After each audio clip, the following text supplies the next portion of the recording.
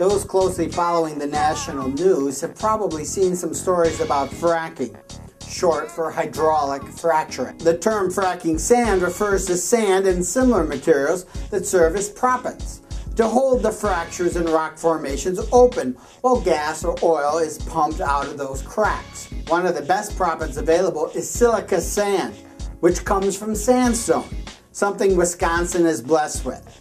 The industry estimates that each shale gas well demands about 5 million pounds of sand or other proppants. Now, there are reasons to be concerned about fracking gas and oil, including the fact that chemicals used in fracturing may pose threats underground or when waste fluids are handled and sometimes spilled on the surface. There is also growing evidence that hydraulic fracturing is connected with earthquakes, including some very unusual earthquakes recently in Dallas, Texas. You see water, sand, and chemicals are blasted under extremely high pressure into shale rock, which forces cracks into the earth, which are propped open with particles to extract the gas or oil. Environmental concerns, pollution of groundwater, and potentially deadly earthquakes from fracking may seem like remote risks here in the Midwest, but Wisconsin, Minnesota, and Illinois are not isolated from the potential hazards of fracking. This region has unique sandstone formations, formed nearly 500 million years ago when a vast ocean covered what is now the Midwest. Hydraulic fracking is not economically feasible without an inexpensive and widely available proppant. Silica sand from limestone is ideally suited. The U.S. heartland has vast quantities of sandstone formations that can be ground up for frac sand, which has grains of ideal size, shape, strength, and purity. But this all comes at a cost. Increasing silica sand could harm human health and our environment. The U.S. Geological Survey estimates that in 2009, U.S. sand frac producers sold or used more than 6.5 million metric tons of silica sand, worth $319 million. That tonnage doubled in 2010 to 13 million metric tons. And even this huge increase is not enough to meet the increasing demands of gas and oil drillers. But don't be mistaken, we are not talking about ordinary dirt and sand here. The fine silica dust from sand mines and processing plants can make people sick, spoil the landscape, and contaminate groundwater. We are talking about powdered sand, and any blow-off is so finely grained that it cannot even be seen. We know that fine silicon dust causes lung diseases such as silicosis, cancer, and autoimmune diseases in the workplace. The same silica dust must cause similar health hazards when it is in the air people breathe outside of these facilities and plants too. And at its source, fresh silica is especially dangerous because it has sharp, jagged particles. It is not ordinary sand, and freshly processed, it is more dangerous than the weathered silica found in dirt. Unlike some other states like Texas and California, Wisconsin has no environmental silica standards.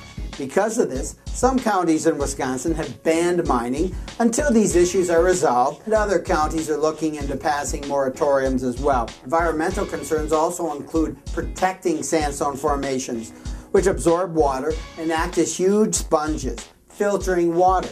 These geological formations are the main reason Wisconsin has some of the largest aquifers of some of the purest water in the world. Destroying the sandstone formation, literally grinding it into powder, undermines water quality, drains aquifers, and contaminates the air. And since these geological formations took thousands of years to form, once hills, bluffs, and sandstone deposits are ground into powder, these resources are permanently lost to future generations. Frac sand mining occurs on a massive scale, all out of the public's eyes. Vast amounts of land are involved.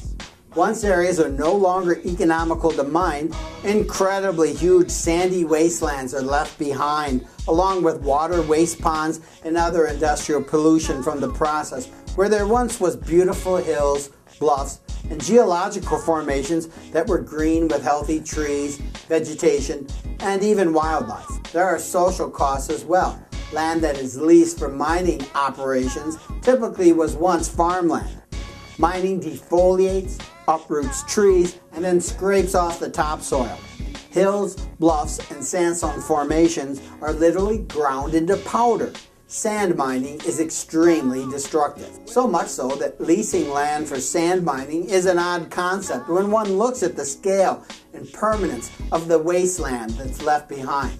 When corporations apply for mining permits, a reclamation plan must be included.